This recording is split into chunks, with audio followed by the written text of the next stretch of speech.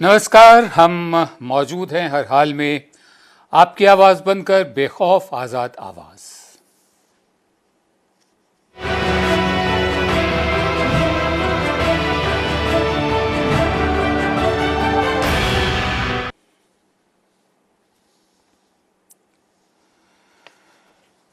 Corona virus और आर्थिक मंदी, ये दो ऐसी मुसीबतें हैं जिनका सामना भारत साथ साथ कर रहा है। यानी हम इस वक्त दो फ्रंट्स पर लड़ रहे हैं, एक तो कोरोना वायरस के फ्रंट पर और दूसरा जो आर्थिक मंदी हमारी है, जिसकी शुरुआत नोटबंदी से हुई थी, फिर जीएसटी और फिर अब कोरोना वायरस। अर्थव्यवस्था की ऐसी हालत के बीच रिजर्व बैंक ऑफ इंडिया ने 50 विलफुल डिफॉल्टर्स का 68,607 करोड़ रुपए का कर्ज राइट ऑफ कर दिया है। मतलब ऐसे बड़े बड़े कर्जदार जिन्होंने बैंकों से कर्जा लिया था, वापस नहीं दिया, उनको राइट ऑफ कर दिया है, यानी बट्टे खाते में डाल दिया है। लिस्ट में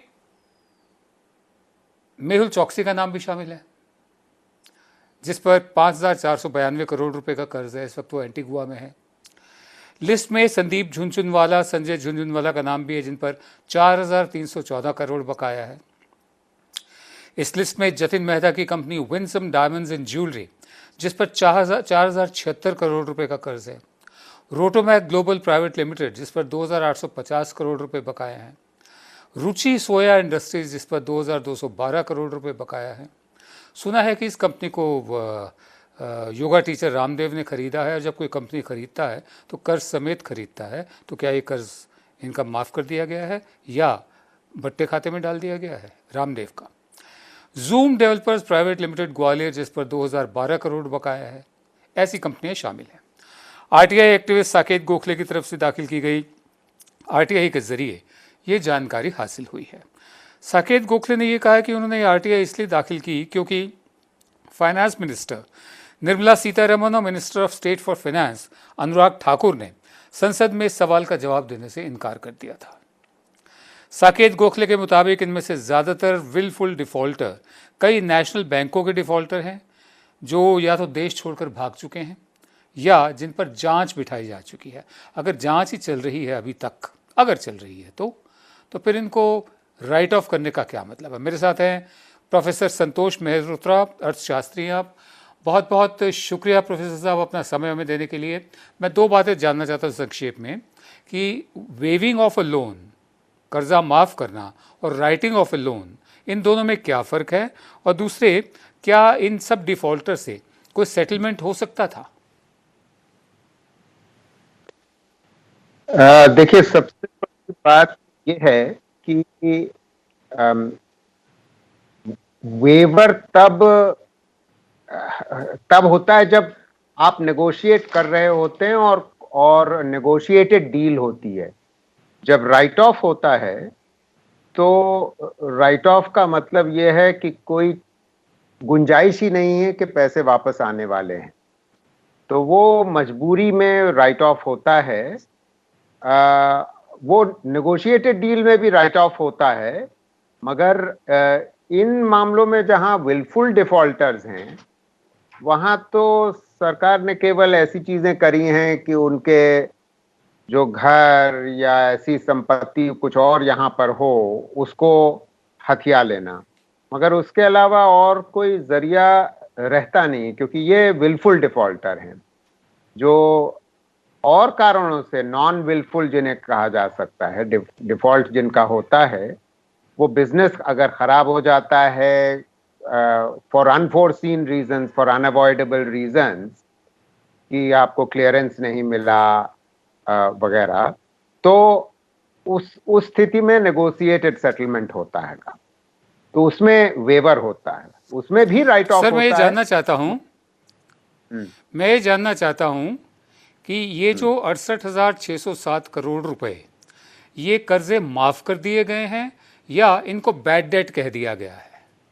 बैड डेट कह दिया गया है, माफ कतई नहीं किए गए हैं। जाहिर है माफ कैसे किए जाएंगे, वरना इनको एनफोर्समेंट डायरेक्टरेट वगैरह उनके पीछे क्यों पड़ी होती। माफ नहीं किया गया, और जिस दिन ये लोग वापस आएंगे या पकड़े जाएंगे या एक्स्ट्राडाइट होंगे, अगर ये बाहर भागे हुए हैं, तो इनसे निपटारा करना होगा।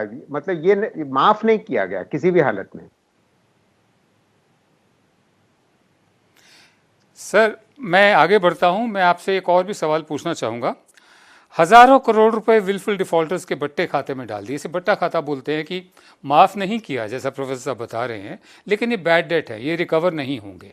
ये शब्दों की चालाकी ये पिछले जो वित्त मंत्री थे हमारे, उन्होंने शुरू की थी कि ये लोन वेव ऑफ नहीं किए गए हैं, ये बैड डेट डाल दिए गए हैं। अब बैड डेट कितने रिकवर हुए हैं हमारे यहाँ, इसका इतिहास भी देखना पड़ेगा। क्या रिकवर हुए भी हैं?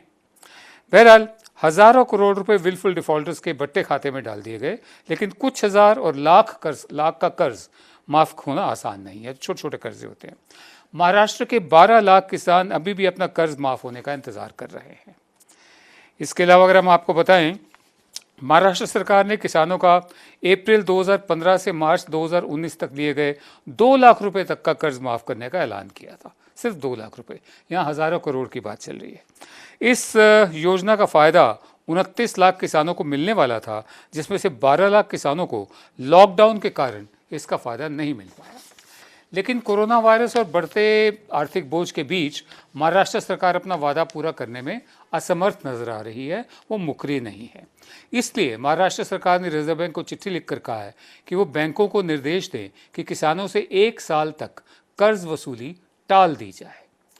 महाराष्ट्र सरकार ने रिजर्व बैंक ऑफ इंडिया से भी मांग की है कि किसानों के कर्ज पर 1 साल का मोरेटोरियम लगा दिया जाए, रोक लगा दी जाए, ताकि वो नई फसलों के लिए कर्ज ले सकें। सर, मेरा दूसरा सवाल आपसे ये है प्रोफेसर मल्होत्रा, क्या किसानों के साथ ऐसी उदारता दिखाई जा सकती थी जो विलफुल डिफॉल्टर्स के साथ दिखाई गई है? देखिए, किसी भी हालत में कर्ज की माफी होनी नहीं चाहिए। तो जो महाराष्ट्र सरकार ने गुजारिश करी है आरबीआई के संग, वो सही गुजारिश की है, क्योंकि आर्थिक मंदी जो वैसे ही थी फरवरी 2020 में, वो कोविड की वजह से, कोरोना वायरस की वजह से स्थिति और गंभीर हो गई है। और 1 साल का जो उन्होंने मॉरेटोरियम मांगा है वो सही किया हैगा। लोन वेवर किसी भी हालत में नहीं होना चाहिए, चाहे वो विलफुल हो, चाहे नॉन विलफुल हो, चाहे फार्म हो, चाहे नॉन फार्म हो, किसी भी हालत में होना नहीं चाहिए। ये मॉरेटोरियम वाली बात सही है, मगर और राइट ऑफ वाली बात सर, क्या ये इनके कर्जे राइट ऑफ हो सकते हैं? सॉरी, फिर से कहें। क्या ये कर्जे राइट ऑफ हो सकते हैं जैसे विलफुल डिफॉल्टर्स के राइट ऑफ हुए हैं? हो सकते हैं, मैं बिल्कुल, क्यों नहीं राइट ऑफ हो सकते हैं, हो तो सकते ही हैं। मगर ये देखिए, आपने कहा कि एक किसान का 2 लाख है, मगर वो कुल जमा जो पूंजी बनती है बैंकों के लिए, वो काफी अच्छी खासी हो जाती है। और बैंकों की हालत ऐसी स्थिति में खस्ता होती है। तो कोई ये बड़ी होशियारी का काम नहीं है। बैंकिंग सिस्टम को अगर आपको पुख्ता रखना है और बैंकिंग सिस्टम को आपको पुख्ता बनाना होगा, इसमें कोई दो राय है ही नहीं कि एक करीब पिछले 10 साल में बहुत ज्यादा लोन्स दिए गए थे, जिनकी वजह से ये wilful defaulter, non wilful defaulter और फार्मर्स को भी कुछ ज्यादा ही लोन दिए गए हैं। तो ये चल नहीं सकता कि एनपीएस जिस तरीके से बढ़ रहे हैं, ये इनको कंट्रोल में लाना है, बैंकों का सुधार होना है, बैंकों की गवर्नेंस में सुधार होना है। जी, मैं आगे बढ़ता हूं। लॉकडाउन से अर्थव्यवस्था को हो रहे नुकसान से कैसे निपटा जाए, इस मुद्दे पर इंडियन रेवेन्यू सर्विस के 50 अफसरों ने सरकार को कुछ सुझाव दिए थे। केंद्र सरकार ने रिपोर्ट को बनाने में शामिल 3 अफसरों, जो सीनियर अफसर हैं, प्रशांत भूषण, प्रकाश दुबे और संजय बहादुर को नोटिस भेजकर जवाब मांगा है।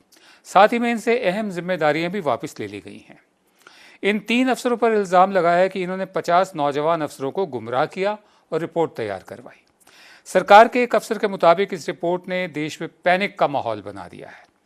आपको हम बता दें कि इस रिपोर्ट में सुझाव दिया गया था कि जिनकी आमदनी 1 करोड़ से ज़्यादा है सालाना, उनसे 40% टैक्स लिया जाए। 5 करोड़ से ज़्यादा की आमदनी वालों पर वेल्थ टैक्स लगाया जाए। माफ़ कीजिए, सालाना के बारे में मैं श्योर नहीं हूँ। 10 लाख रुपए से ज़्यादा टैक्सेबल इनकम पर 4% तक कोविड-19 सेस लिया जाए। सरकार ने इस रिपोर्ट को गैर जिम्मेदाराना बताते हुए 26 अप्रैल को ही इसे खारिज कर दिया था। सर, मेरा आखिरी सवाल आपसे ये है कि रिपोर्ट को खारिज करना तो एक बात है, लेकिन इन 3 अफसरों पर कार्रवाई क्यों की गई है? इस रिपोर्ट ने सरकार को इतना नाराज कैसे कर दिया? देखिए, आपका सवाल जायज है। इन पर कार्रवाई तो होना जायज नहीं है। उन्होंने, जहां तक मैं समझता हूं, गुड फेथ में उन्होंने सुझाव दिए। अब सरकार उनको पूरी तौर से रद्द कर सकती है, रिजेक्ट कर सकती है, उसमें सरकार का, वो तो सरकार का हक बनता है।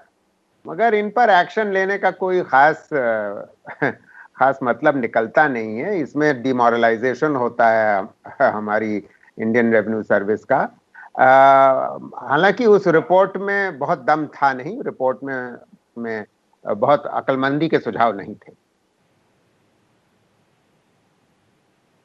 सर, एक बात बताएं, एक पुरानी कहावत है, from each according to his means to each according to his needs. ये प्रिंसिपल इस रिपोर्ट में दिखता है मुझे कि ये कितना जायज़ है आज के दिन के लिए? नहीं, देखिए, आम स्थिति में अगर हमारी नॉर्मल स्थिति होती, साधारण स्थिति होती, तो ये सुझाव, इनके बारे में चर्चा हो सकती थी। मगर हमारी स्थिति भीषण रूप से असाधारण है। मतलब वैसे ही हम स्लो डाउन में थे, मंदी में थे, और मंदी में आप, अब ये मतलब हमारे देश के इतिहास में और दुनिया के इतिहास में इस तरीके की मंदी शायद 80-90 साल बाद आ रही होगी। मतलब 70 साल में हमारे देश के स्वतंत्र होने के बाद शायद पहली बार इकोनॉमी कॉन्ट्रैक्ट करेगी। कॉन्ट्रैक्ट ऐसा कभी हुआ नहीं। और ऐसी स्थिति में इनकम बढ़ाने, मतलब टैक्स रेवेन्यू बढ़ाने का कोई मतलब, कोई तरीका ही नहीं है साहब, तरीका ही नहीं है। अगर सरकार को खर्चा बढ़ाना है तो उसको आप टैक्स रेवेन्यू से आप किसी भी तरीके से पूरा नहीं कर सकते। और इनहेरिटेंस टैक्स, वेल्थ टैक्स से आप जब तक लागू करेंगे आपको आमदनी मिलेगी नहीं। हमें फोकस करना है कि जिस मंदी में हम आए हैं उस मंदी से बाहर निकलना है। Tax collection is not the way forward. जी, बहुत बहुत धन्यवाद प्रोफेसर संतोष मेहरोत्रा। तो जी, बहुत बहुत धन्यवाद आपका, आपने हमें समय दिया अपना। हकीकत यही है कि 1930 का जो ग्रेट डिप्रेशन हुआ था, उसके बाद से पहली बार दुनिया में ऐसी भयंकर भीषण मंदी आई है। और हमारी स्थिति जो है, जैसा प्रोफेसर मेहरोत्रा बता रहे हैं, भीषण रूप से असाधारण है। ये बहुत भारी भरकम शब्द लगते हैं, लेकिन ये बहुत गंभीर शब्द हैं। हमारी स्थिति भीषण रूप से असाधारण है, इसलिए जो हल निकाले जाएं वो भी असाधारण ही चाहिए होंगे। एक तरफ जहां कई देशों में कोरोना वायरस के केस लगातार तेजी से बढ़ रहे हैं, वहीं दूसरी तरफ कई देश ऐसे भी हैं जहां कोरोना वायरस के मामले धीरे धीरे कम हो रहे हैं। न्यूजीलैंड की प्रधानमंत्री जेसिंडा आर्डन ने ऐलान किया है कि न्यूजीलैंड ने कोरोना वायरस के खिलाफ जंग जीत ली है। अपने आप में बहुत बड़ा ऐलान है ये। न्यूजीलैंड में अब धीरे धीरे लॉकडाउन को खोलने की शुरुआत भी हो चुकी है। यहाँ सिर्फ 1400 से ज़्यादा केस सामने आए और 19 लोगों की मौत हुई। साउथ कोरिया ने ज़्यादा से ज़्यादा टेस्ट किए जो मुफ्त थे। कॉन्टैक्ट ट्रेसिंग और क्वारंटीन के जरिए कोरोना वायरस को तेज़ी से फैलने से रोक लिया। ठीक है जी। साउथ कोरिया में मोर्टेलिटी रेट सिर्फ 2.23% रहा। यहाँ 10,000 से ज़्यादा केस सामने आए और 244 लोगों की मौत हुई। वियतनाम में अब तक कोरोना वायरस के 250 से ज़्यादा केस सामने आए हैं और एक भी मौत नहीं हुई है। वियतनाम ने भी ज़्यादा से ज़्यादा टेस्ट पर जोर दिया और पूरे देश में टेस्टिंग स्टेशंस बनाए। फरवरी से ही वियतनाम में बाहर से आ रहे लोगों को 14 दिनों के लिए क्वारंटीन करना शुरू कर दिया था। फरवरी से ही। हमारे यहाँ 30 जनवरी को पहला केस आया था और हमारे यहाँ हमारे हेल्थ मिनिस्टर ने ये कहा था 13 मार्च को कि कोई इमरजेंसी की ज़रूरत नहीं है, और 25 से एकदम लॉकडाउन शुरू हो गया था 4 घंटे के नोटिस पे। ये कैसी समझ थी, हम अभी तक समझ नहीं पाए हैं। बहरहाल, जर्मनी में भी कोरोना वायरस के 1,50,000 से ज़्यादा केस सामने आए, लेकिन यहाँ मौत का आंकड़ा इसके मुकाबले कम ही रहा। जर्मनी में तो और भी गिरावट भी आई है। वर्ल्ड मीटर के मुताबिक 27 अप्रैल तक 988 केस थे सिर्फ। ताइवान ने बाहर से आए हर शख्स का टेस्ट किया। इसके साथ ही हर उस शख्स का टेस्ट भी किया गया जिसमें फ्लू के लक्षण थे। सेल्फ क्वारंटीन के लिए लोगों को ट्रैकिंग सिस्टम भी बनाया गया। बातचीत के लिए मेरे साथ है मेरे सहयोगी स्वराज एक्सप्रेस के गुरदीप सिंह सप्पल। बहुत शुक्रिया गुरदीप अपना समय देने के लिए। मेरा पहला सवाल यह है कि इन देशों ने जिस तरीके से कोरोना वायरस के संक्रमण की रफ्तार कम की, क्या भारत के लिए ऐसा करना अब भी मुमकिन है या मौका हाथ से निकलता जा रहा है? अगर जिन देशों का आपने जिक्र किया, अगर हम उन देशों की तरफ देखें तो हमें पाएंगे कि एक देश कम्युनिस्ट कंट्री है वियतनाम, एक जर्मनी है दुनिया का एक विकसित लोकतंत्र है, एक super power economic south Korea, एक न्यूजीलैंड है जो मिडल पावर है और एक छोटा सा ताइवान है। तो अब ये साफ है कि कोई देश की क्या राजनीतिक व्यवस्था है या उसकी क्या आर्थिक हैसियत है, इसका कोरोना पे कंट्रोल से कोई मतलब नहीं है। मतलब केवल दो चीज़ों का है, किसने कितनी जल्दी उस पर काम किया, कितनी जल्दी उसने ट्रैकिंग की, ट्रेसिंग की और कितनी जल्दी उसने अपने यहाँ बाकी लोगों को कोरोना इन्फेक्टेड लोगों से दूर करने में सफलता पाई। अगर हम देखें तो जर्मनी करीब 1.5 लाख 1,60,000 केसेस पे बैठा है, हम अभी 28-29 हज़ार के फिगर पे हैं। तो ऐसा नहीं है कि हमारे लिए गाड़ी निकल चुकी है, लेकिन अभी भी हमारे यहाँ जो होना है वो नहीं हो रहा है। हम केवल 35,000 टेस्ट कर रहे हैं। जब लॉकडाउन हुआ था तो हम 1200-1300 टेस्ट करते थे, अभी धीरे धीरे करके 35,000 हुए। अब 35,000 से ऊपर हम बढ़ नहीं रहे हैं। 6 तारीख को ICMR ने स्टेटमेंट जारी किया था कि तैयारी है 1 लाख टेस्ट रोज करने की। लगभग 3 हफ्ते बीत गए, हम वो 1 लाख टेस्ट नहीं कर पा रहे हैं। और अगर हम टेस्ट नहीं करेंगे तो हमको पता ही नहीं चलेगा कि कहाँ कहाँ पे कोरोना के इन्फेक्टेड लोग हैं। खास तौर पर वो वाले लोग जिनके लक्षण नहीं है, एसिम्प्टोमेटिक लोग, जिनको कोरोना वायरस जिनके अंदर है पर उनको मालूम नहीं है क्योंकि वो बीमार नहीं पड़ रहे हैं, लक्षण नहीं हो रहे हैं, लेकिन दूसरों को दे रहे हैं।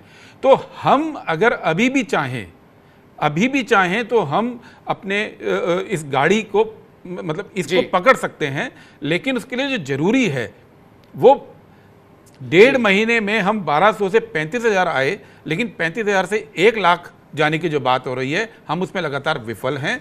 और इसीलिए हम ये आज कह नहीं सकते हैं कि कोरोना पे जंग पे हम लोग सफल हो पाएंगे जिस तरह से ये कंट्री सफल हुई। और एक बात और, ये देश भी पूरी तरह सफल हो गए अभी ये कहना बड़ा मुश्किल है। जी। और एक बात मैं और भी कहूँगा, बहुत सारे लोग क्योंकि हमारे यहाँ कह रहे हैं कि देखिए अफ्रीका में तो है ही नहीं, इस फलाने देश में तो है ही नहीं, युगांडा में 40-45 केस हैं, नाइजीरिया जैसे बड़े देश में 15 करोड़ की आबादी है, 1300 देश।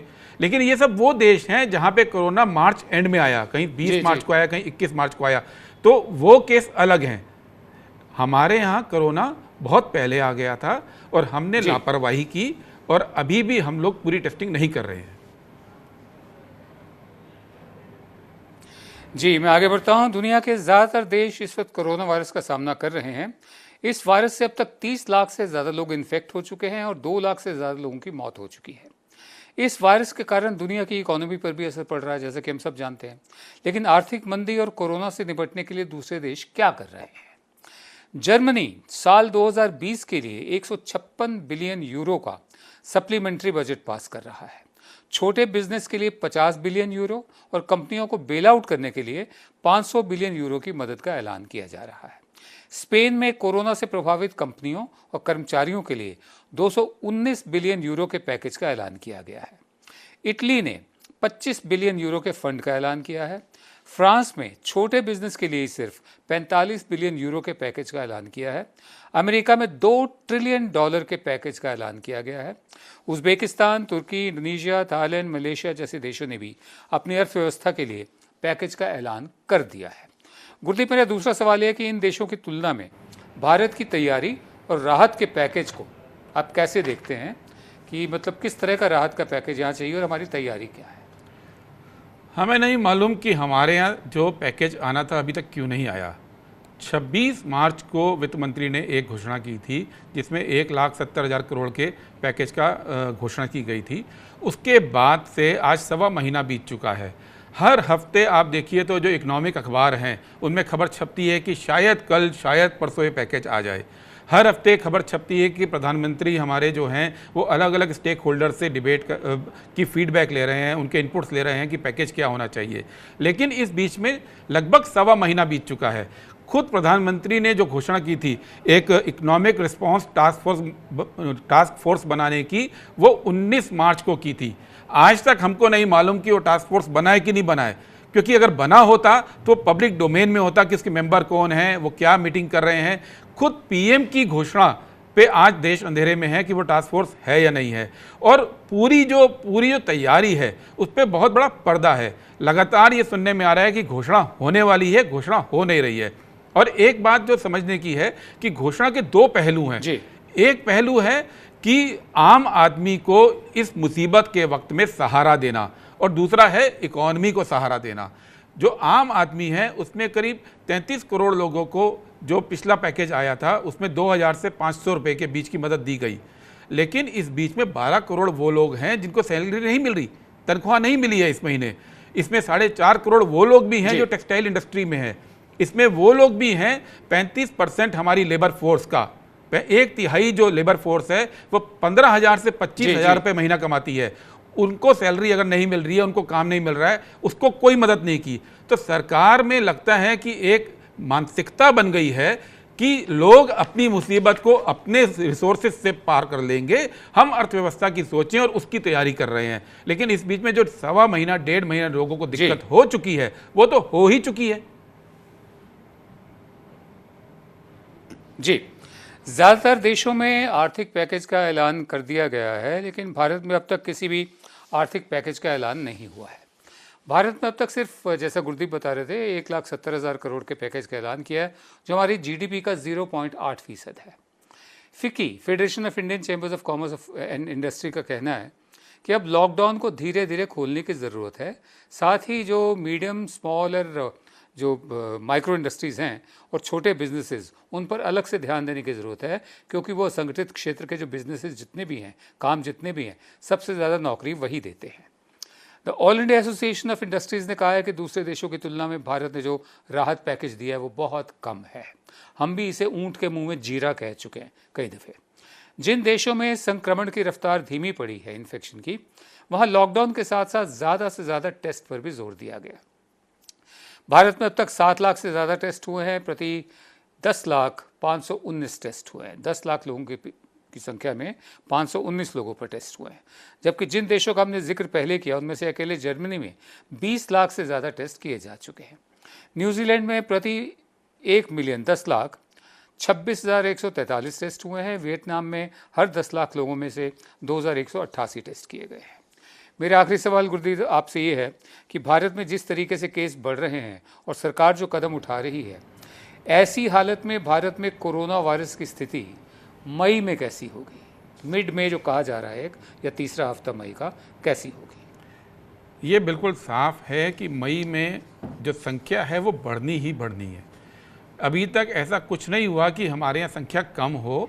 सरकार का ये लगातार कहना है और वो दिख भी रहा है कि जो बढ़ोतरी का दर है, जो ग्रोथ रेट है, वो कम ज़रूर हुई है। और उसमें भी कितना फैक्टर टेस्टिंग कम होने का है और कितना वास्तविक रूप से हम लोग कंट्रोल कर पाए हैं, इसके बारे में कोई जानकारी नहीं है। लगातार अलग अलग थ्योरीज सुनने में आ रही हैं आम लोगों में। एक आम तौर पे आप सुन रहे होंगे कि भारत के अंदर BCG वैक्सीन लगा हुआ है इसलिए कम केस आ रहे हैं, या भारत के अंदर कोरोना का जो म्यूटेशन है वो हो गया है और कम वायरुलेंट, कम खतरनाक वायरस है, या हमारे यहाँ इम्यूनिटी लोगों की पहले से ही अच्छी है क्योंकि हम गंदगी में रहते हैं। पर सवाल ये है कि जो लोग इंदौर में रह रहे हैं, जो कोलकाता में रह रहे हैं, जो भोपाल में हैं, जो मुंबई में हैं, जहाँ जहाँ पे, जो दिल्ली में है, जहाँ जहाँ कोरोना बहुत तेज़ी से बढ़ा है, वो लोग भी तो भारतीय हैं। उनकी इम्यूनिटी भी तो वैसी है जैसी बाकी देश की है। वहाँ भी तो वही वायरस है। वो ऐसा तो नहीं है कि वो अलग DNA पूल से आए हैं कि इंदौर के लोगों का DNA अलग है बाकी देश से और वहाँ पे ज़्यादा हो रहा है। हमारे यहाँ क्या है कि कुछ हॉटस्पॉट्स बन चुके हैं और लगातार हर हफ्ते नए जिलों में कोरोना फैल रहा है। अभी तक वो ग्रोथ रुकी नहीं है। और मई के महीने में दर कम भले ही हो जाए, बढ़ोतरी भले ही कम हो जाए, लेकिन कुल संख्या कम होगी ये नजर में नहीं आ रहा है। बहुत धन्यवाद गुरदीप सप्पल आपका अपना समय हमें देने के लिए। अब हम आगे बढ़ते हैं। उत्तर प्रदेश के बुलंदशहर में एक मंदिर में सो रहे 2 साधुओं का कत्ल कर दिया गया। कत्ल के आरोपी को पुलिस ने गिरफ्तार कर लिया है। अब हुआ ये था कि पालघर में जो घटना हुई थी, जहां 2 साधुओं को मार दिया था भीड़ ने, वो लिंचिंग की घटना थी। फौरन उसको कम्युनलाइज करने की कोशिश की गई, उसको सांप्रदायिक रंग देने की कोशिश की गई। गृह मंत्री अमित शाह ने फ़ोन कर दिया उद्धव ठाकरे को, और उसके अलावा योगी आदित्यनाथ ने भी फ़ोन कर दिया। अब रिटर्न कॉल गई, उद्धव ठाकरे ने फ़ोन किया योगी आदित्यनाथ को। हुआ ये कि रंगीनाथ, एक बाबा रंगीनाथ और बाबा शेर सिंह, ये 2 साधु मंदिर में सोया करते थे, वहाँ रहा करते थे, पगौना नाम के गांव में, बुलंदशहर ज़िले के। तो एक वहाँ अनुसूचित जाति का मुरारी नाम का शख्स, जिसको नशे की लत थी, उसने कथित रूप से, जो बाबा ने उसको डांटा, बाबा का चिमटा चुरा लिया था और फिर रात को उसने मंजूर किया है कि उसने तलवार से इनको मार दिया। तो इसको भी सांप्रदायिक रंग ना दिया जाए, ये मैं आपको इसलिए बता रहा हूँ क्योंकि ठीक है 2 साधुओं का कत्ल हुआ है, लेकिन ये कत्ल हुआ है। जहाँ तक लिंचिंग की बात है, लिंचिंग का कल्चर पहले हमारे यहाँ नहीं था। इक्का दुक्का कोई घटना होती होगी तो होगी। लिंचिंग नफरत से निकलती है। ये तो सीधा साधा क्राइम है, एक नशे में किया गया है, और पुलिस के मुताबिक आज दोपहर तक वो शख्स अभी भी नशे में ही था। भांग पी कर उसने ये किया, और 2 किलोमीटर दूर एक गांव में पाया गया, वो भी आधे कपड़ों में पाया गया। बहरहाल इसका सांप्रदायिकरण ना किया जाए, हमारी यही गुजारिश है सबसे। और दूसरे, लिंचिंग का जो जिन है, जिन लोगों ने शुरू किया, उस जिन को वापस बोतल में डालना बहुत ज़रूरी है। अभी पूरी तरह बोतल से बाहर नहीं निकला है। आप देख रहे थे विनोद दुआ लाइव। कल रात आपसे फिर मुलाकात होगी, तब तक के लिए इजाज़त दीजिए। नमस्कार।